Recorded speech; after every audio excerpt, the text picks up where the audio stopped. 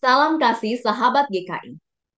Kembali lagi dalam acara Sapaan Gembala bersama saya, Pendeta Asrida Kardina.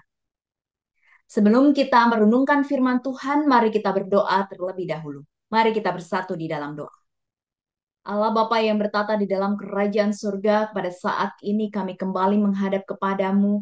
Kami mau disapa oleh firman Tuhan. Kami mau kembali diingatkan bagaimana cara hidup kami yang berkenan di hadapan Tuhan. Biarlah kami boleh belajar kembali dari firman Tuhan yang saat ini akan kami dengarkan. Biarlah firman Tuhan ini boleh terus tertanam di dalam diri kami seumur hidup kami. Setiap langkah hidup kami boleh dapat berkenan di hadapan Tuhan. Di dalam nama Tuhan Yesus Kristus, kami menaikkan doa ini. Amin. Jemaat yang dikasihi oleh Tuhan Yesus Kristus, bacaan kita pada saat ini dari Ayub pasal 4 ayat 3 sampai ayat yang ke-8. Ayub pasal 4 ayat 3 sampai ayat yang ke-8 mengatakan demikian. Sesungguhnya engkau telah mengajar banyak orang, dan tangan yang lemah telah engkau kuatkan. Orang yang jatuh telah diangkat kembali oleh kata-katamu, dan lutut yang goyah telah kau kokohkan. Tetapi sekarang dirimu yang tertimpa dan engkau kesal, dirimu yang terkena dan engkau terkejut. Bukankah takut akan Allah menjadi sandaranmu dan kesalehan hidupmu menjadi pengharapanmu? Camkanlah ini, siapakah yang binasa tanpa bersalah? Dan di manakah orang yang jujur dibinasakan? Yang telah kulihat ialah bahwa orang yang membajak kejahatan dan menabur kesusahan, ia menuainya juga. Jemaat Tuhan, pada saat ini firman Tuhan bertemakan nasihat yang keliru. Saya mau mengawali dengan hal yang dimiliki oleh setiap manusia, yakni lidah kita tidak bertulang. Sehingga kita dapat mengungkapkan segala sesuatunya, sehingga kita dimudahkan untuk berkomunikasi dengan sesama kita. Karena lidah kita tak bertulang. Dan hal ini juga terjadi ketika kita menyampaikan sesuatu kepada orang yang sedang mengalami penderitaan. Ketika melihat seseorang yang menderita, kita cenderung memberikan nasihat. Bahkan mungkin hal ini terjadi sebelum kita mengetahui ceritanya dengan utuh, ceritanya dengan sepenuhnya. Kita sudah memberikan nasihat terlebih dahulu. Karena niatnya baik, tujuannya baik untuk menghibur dan memberikan kekuatan kepada orang tersebut. Tapi ternyata di dalam kenyataannya, mungkin kita juga pernah mengalami hal ini secara pribadi. Tidak selamanya nasihat yang diberikan itu tepat dan mengena.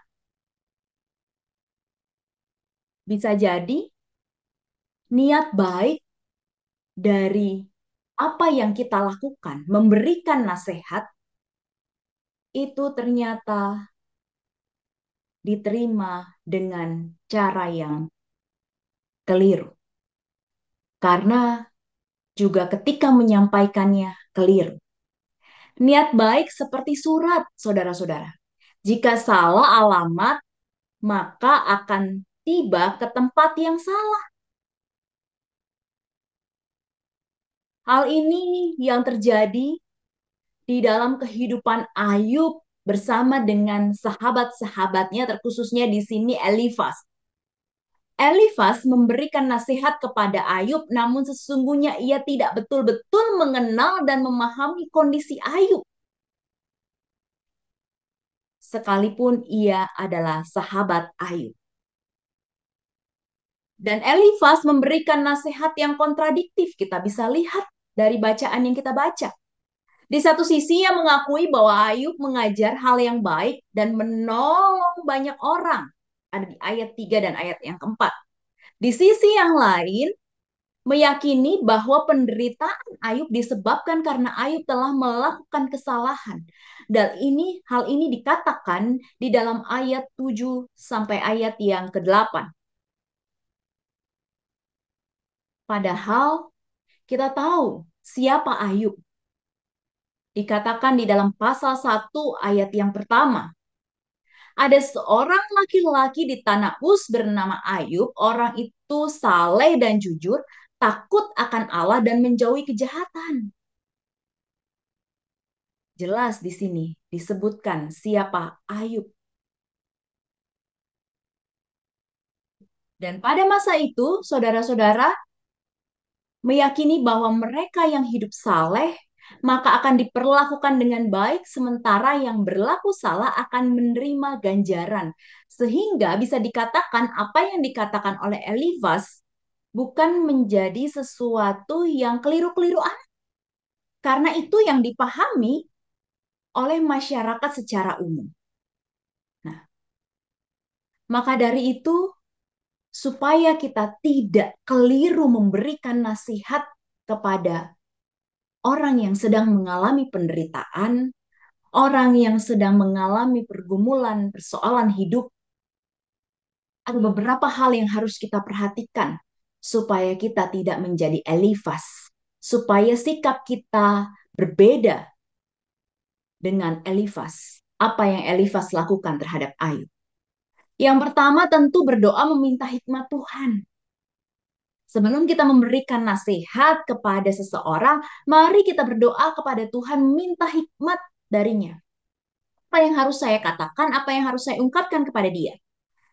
Jangan terburu-buru mengambil kesimpulan dan juga mengenal serta memahami kondisi orang yang menerima nasihat. Jadi, saudara-saudara, di sini ada beberapa hal penting yang harus kita perhatikan, yang harus kita lakukan supaya kita boleh dapat memberikan nasihat yang benar kepada seseorang.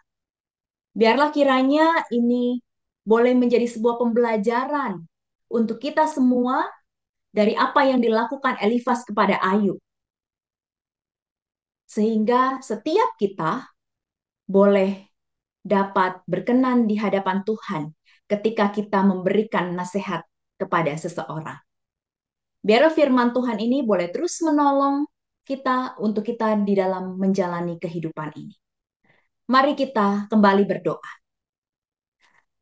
Allah Bapa, pada saat ini kami bersyukur kami kembali diingatkan melalui firman Tuhan di dalam sikap yang dilakukan oleh Elifas kepada Ayub supaya setiap kami boleh dapat melakukan nasihat kepada orang lain, kepada sesama kami dengan benar. Kami tidak melakukannya secara keliru. Kami boleh memahami dengan baik, kami boleh mengenal dengan baik, sehingga setiap hal-hal yang keluar dari mulut bibir kami itu dapat membuahkan berkat bagi sesama kami. Tuhan yang menolong kami, Tuhan yang mampukan kami supaya setiap kami boleh melakukannya secara baik dan benar di hadapan Tuhan. Di dalam nama Tuhan Yesus Kristus kami menaikkan doa ini. Amin.